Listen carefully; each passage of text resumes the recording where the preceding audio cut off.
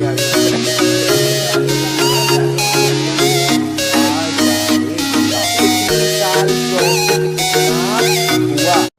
Students, स्वागत है आपका मेरे चैनल आपके चैनल कॉमर्स गुरुजी पर।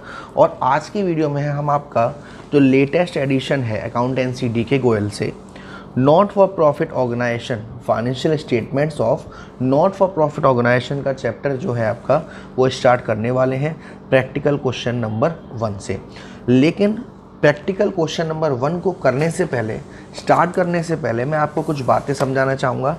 और उन बातों को भी समझाने से पहले मैं आपको एक बार बताना चाहूँगा कि अगर आप हमारी क्लास 12th की लाइव क्लासेस लेना चाहते हो अकाउंट्स, इको, बिजनेस, जिसके लिए जो फ़ीस रखी है वन टाइम फ़ीस 2000 रुपीज़ है। और अगर आप किसी एक सब्जेक्ट के लिए लेते हैं तो 1000 रुपीज़ है, वन टाइम पे है। ग्रुप में भी या प्राइवेट अगर आपको लेनी हो तो व्हाट्सएप नंबर मेरा डिस्क्रिप्शन में आपको मिल जाएगा, वहाँ आप मेरे से ज्वाइन कर सकते हैं। और नीचे आपको मेरा इंस्टाग्राम का अकाउंट मिल जाएगा बेटा, वहाँ फॉलो कर सकते हैं। टेलीग्राम का चैनल मिल जाएगा, वहाँ आप नोट्स वगैरह डाउनलोड कर सकते हैं, है ना।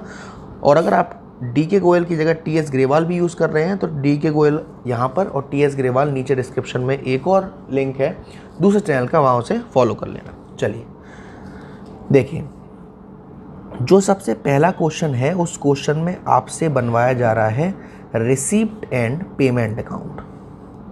तो इसको बनाने से पहले मैं आपको बताऊं, इस चैप्टर में जिसका नाम है नॉट फॉर प्रॉफिट ऑर्गेनाइजेशन, यानी कि इसका मोटिव प्रॉफिट कमाना नहीं होता, इसलिए यहाँ पर प्रॉफिट एंड लॉस तो नहीं बनेगा।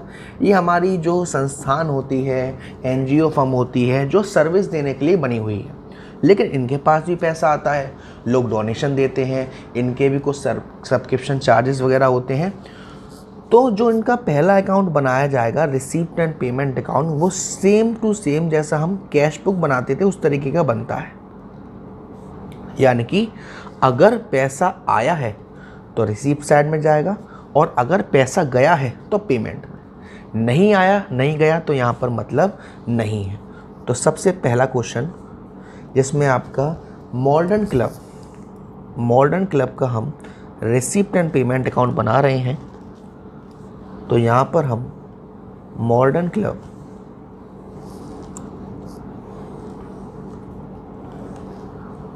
ठीक है ना।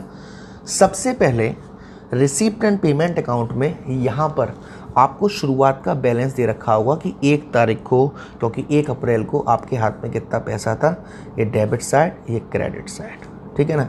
ये रिसीप्ट अमाउंट, पेमेंट अमाउंट, ठीक है ना। तो अब हम क्वेश्चन देखते हैं। देखो यहाँ शुरुआत में cash and bank as on 1 April 2020, यानी कि 1 तारीख को आपके पास कितना पैसा है 45,000, उसको हम यहाँ डालेंगे 2, या तो आप बैलेंस करके डाल सकते हैं, यहाँ पर हम 2 कैश डाल देते हैं क्योंकि दोनों ही चीज़ें कैश एंड बैंक बैलेंस 45,000। उसके बाद में आपको यहाँ पर सब्सक्रिप्शन है। सब्सक्रिप्शन का मतलब जब कोई एनपीओ फर्म में यानी इनके क्लब में आना चाहता है तो उन्हें कुछ चार्जेस देने पड़ते हैं जो ईयरली होते हैं।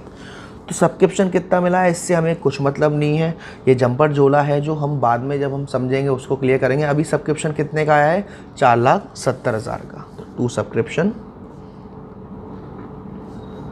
4,70,000। 12% इन्वेस्टमेंट परचेज ऑन अप्रैल। अब यहाँ परचेज किया है, पैसा गया होगा, यस सर, कितना 1.5 लाख रुपए बाय इन्वेस्टमेंट 1.5 लाख रुपए। उसके बाद एंट्रेंस फीस रिसीप्ट, पैसा आया होगा, यस सर, 2 एंट्रेंस फीस कितना 15,000 रुपये। उसके बाद sports material purchase, furniture purchase है तो पैसा गया होगा, यस सर, यहाँ डाल देंगे by sports material purchase 70,000, furniture purchase by furniture purchase 80,000। Question में है सेल ऑफ ओल्ड फर्नीचर, 20,000 का फर्नीचर 5,000 में बेचा, घाटा फायदे से मतलब नहीं है, आपको पैसा कितना आ रहा है 5,000। तो to sale of old furniture 5,000। Municipal taxes paid ही किया होगा सर, म्युनिसिपल टैक्सेस 1,000 रुपये। प्रिंटिंग एंड स्टेशनरी 24,000 रुपये। सेल ऑफ स्पोर्ट्स मटेरियल पैसा आया होगा, टू सेल 6,000 रुपये। अब एक चीज़ समझना, जनरल एक्सपेंसेस पेड तो करें 20,000 के, जिसमें से 2,000 अभी पेड करने हैं, येट टू बी पेड। तो यानी कि एक्चुअल में पैसा कितना गया होगा, 20,000 में से 2,000 माइनस कर दो, 18,000।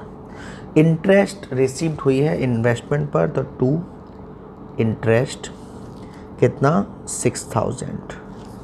और क्या है, टूर्नामेंट एक्सपेंसेस पैसा गया होगा, सैलरी पेड पैसा गया होगा, पोस्टेज एंड कैरियर पैसा गया होगा। ये तीनों ही चीज़ें पेमेंट साइड में मैं डाल देता हूँ। By tournament expenses 72,000, by salary paid 84,000 और बाय पोस्टेज एंड कैरियर 2,000। अब पहले हम इस साइड का टोटल करते हैं, 45,000 और 15,000 दोनों को जोड़ के 60,000, 60,000 और 4,70,000 5,30,000। 5,30,000 में हम इन दोनों को जोड़ेंगे 6,000 और 6,000, यानी कि 12,000 हो जाएगा ये आपका 6,000, ठीक है ना।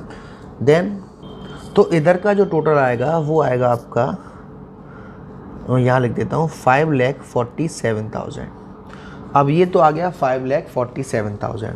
अब 5,47,000 में से हम लोग इसको माइनस करेंगे, तो ये आपका 1.5 लाख और ये भी आपका 1.5 लाख, तो ये 3 लाख हो गया। 3 लाख के बाद ये 72,000 है और ये 18,000 है, ये 90,000 हो गया। तो इन सभी को जब आप माइनस करोगे, यानी कि इनका टोटल करके इसमें से माइनस करोगे, तो यहाँ जो अमाउंट बचेगा वो उसको हम यहाँ डालेंगे बाय बैलेंस करके, वो आएगा आपका 46,000। ये 46,000 कैसे आएगा सर, इस अमाउंट में से यहाँ तक के सारे अमाउंट हमको माइनस करना है, फिर ये बैलेंस आएगा। सर ये 46,000 क्या है, 31 मार्च को हमारे पास इतना पैसा बचा है। आंसर देख सकते हैं, कैश एंड बैंक बैलेंस 46,000। ये तो आपके लिए बहुत ही आसान था, क्योंकि इसमें सारा पैसा जो आ रहा है और सारा पैसा जो जा रहा है सबको डालना है। अब बारी आती है इनकम एंड एक्सपेंडिचर अकाउंट की, क्वेश्चन नंबर 2।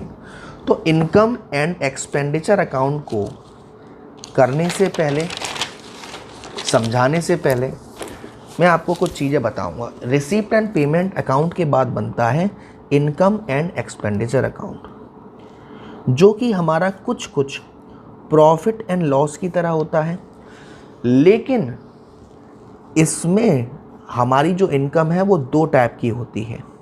एक होती है रेवेन्यू रिसीप्ट और एक होती है कैपिटल रिसीप्ट।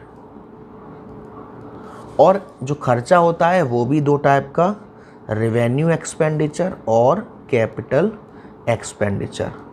तो जब हम रिसीप्ट एंड पेमेंट अकाउंट को बना रहे थे, वहाँ पर तो ये दोनों ही रिसीप्ट आती हैं रिसीप्ट साइड में और दोनों ही एक्सपेंडिचर आते हैं एक्सपेंडिचर साइड में।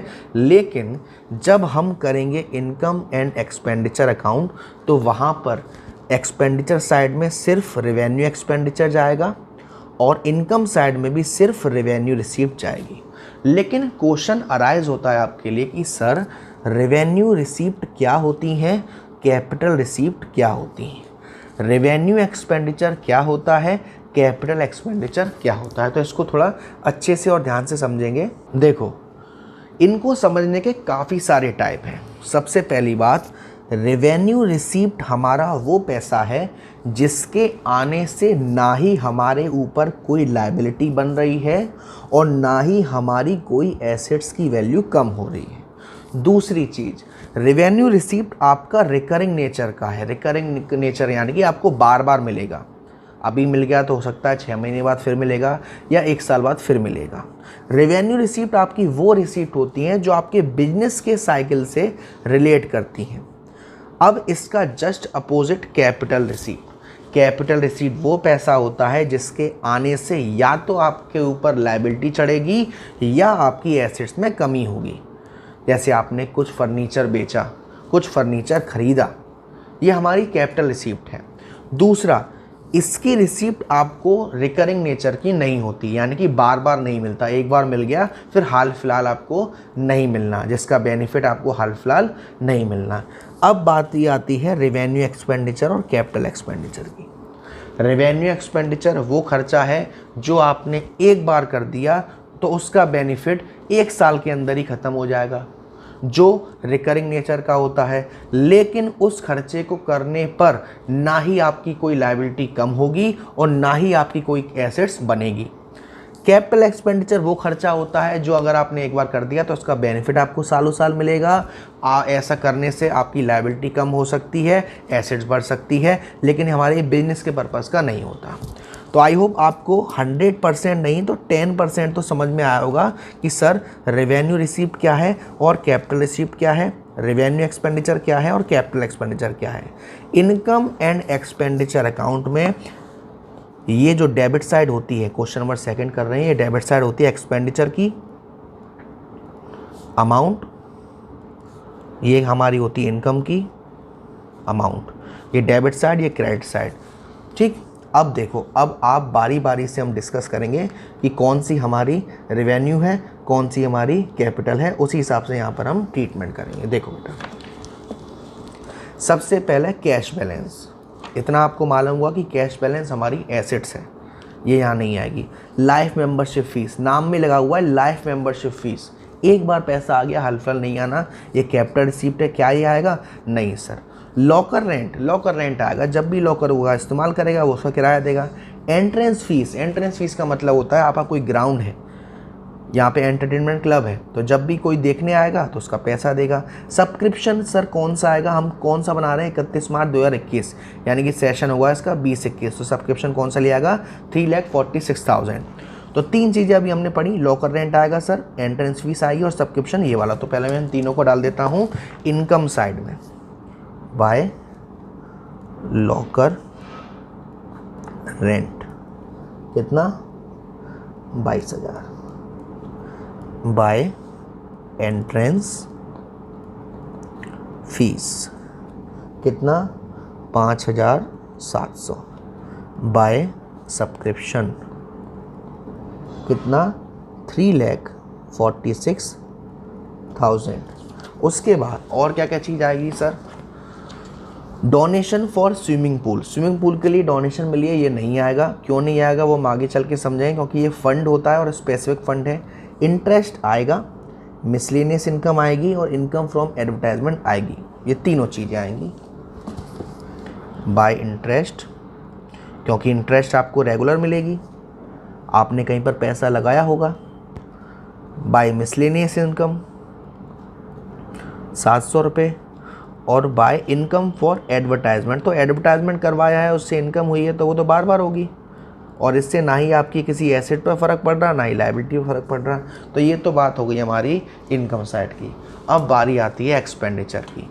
एक्सपेंडिचर में सर रेंट आएगा, क्योंकि ये रेवेन्यू एक्सपेंडिचर है, ना ही एसेट्स पर कोई फ़र्क, ना ही लायबिलिटी पे कोई फ़र्क। फर्नीचर परचेज नहीं आएगा, कैपिटल एक्सपेंडिचर है। सैलरी आएगा, इंश्योरेंस प्रीमियम आएगा, टेलीफोन चार्जेस आएंगे, प्रिंटिंग आएगी, इन्वेस्टमेंट परचेज नहीं आएगा, कैश बैलेंस नहीं आएगा। आई होप आपको थोड़ा बहुत ये क्लियर हो रहा होगा कि कौन कौन सी चीज़ रेवेन्यू है और कौन कौन सी कैपिटल।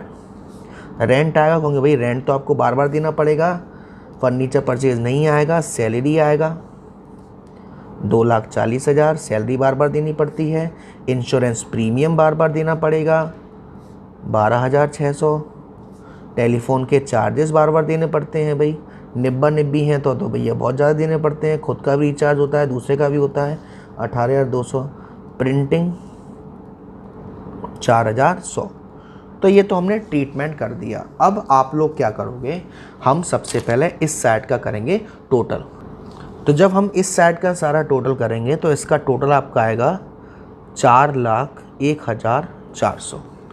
4,01,400 में से ये 48,000, 2,40,000, 12,600, 18,200, 4,100 को माइनस करोगे तो इधर कमी आएगी 78,500 की, 78,500, जिसको हम डालते हैं सरप्लस के नाम से। सरप्लस यानी कि फ़ायदा। भाई इनकम ज़्यादा है, खर्चे कम है। सर क्या होता है, एक्सपेंडिचर ज़्यादा होते, इनकम कम होती, तो वो आता डेफिशिएट। मैं आपको आंसर चेक करा देता हूँ। देखिए सरप्लस आया है 78,500। ठीक, अब यहाँ पर आपसे पूछा जा रहा है how will you deal with entrance fees while preparing the final account. जो एंट्रेंस फीस मैंने आपको बताया था कि रेवेन्यू रिसीप्ट है, आप इसका ट्रीटमेंट कैसे करेंगे अगर आपको ये सारे केसेस दे रखे हो। देखो पहला केस है एंट्रेंस फीस मिली 1.5 लाख, इनकम एंड एक्सपेंडिचर में बेटा बताओ कहाँ जाएगी, सर ये इनकम साइड जाएगी, तो देखो इनकम साइड है 1.5 लाख, ओके। सेकंड में कह रहा है एंट्रेंस फीस 1.5 लाख है और पॉलिसी में लिखा है कि एंट्रेंस फीस को रेवेन्यू रिसीप्ट ट्रीट करेंगे, तो same treatment income and expenditure में क्रेडिट साइड में। थर्ड में कह रहा है जो एंट्रेंस फीस है वो मिली है 1.5 लाख और इस एंट्रेंस फीस को कैपिटल रिसीप्ट की तरह ट्रीट करा जा रहा है। ऐसे केस में ये इनकम एंड एक्सपेंडिचर में नहीं जाएगी, ये हमारी बैलेंस शीट में लायबिलिटी साइड में कैपिटल फंड में आ जाएगी। यहाँ देखिए दे रखा है। उसके बाद दे रखा है एंट्रेंस फीस जो मिली है 1.5 लाख की, उसमें से 40% कैपिटल रिसीप्ट, यानी 1.5 लाख का 40% जाएगा बैलेंस शीट में और 1.5 लाख का 60% जाएगा इनकम एंड एक्सपेंडिचर के क्रेडिट साइड में। तो ये 3 क्वेश्चन जो आपका बेस बना रहे थे वो किए। अगले क्वेश्चन से हम करने वाले हैं स्पेसिफिक फंड का ट्रीटमेंट, जो काफ़ी ज़्यादा इम्पोर्टेंट होता है आपके लिए। तो इसके आगे की वीडियो हम नेक्स्ट पार्ट में बनाएंगे, ठीक है ना। वीडियो पसंद आई हो तो प्लीज़ वीडियो को लाइक ज़रूर करिएगा, शेयर ज़रूर करिएगा और चैनल को अब तक सब्सक्राइब नहीं किया तो प्लीज़ सब्सक्राइब कर दीजिएगा। Thank you so much, love you all.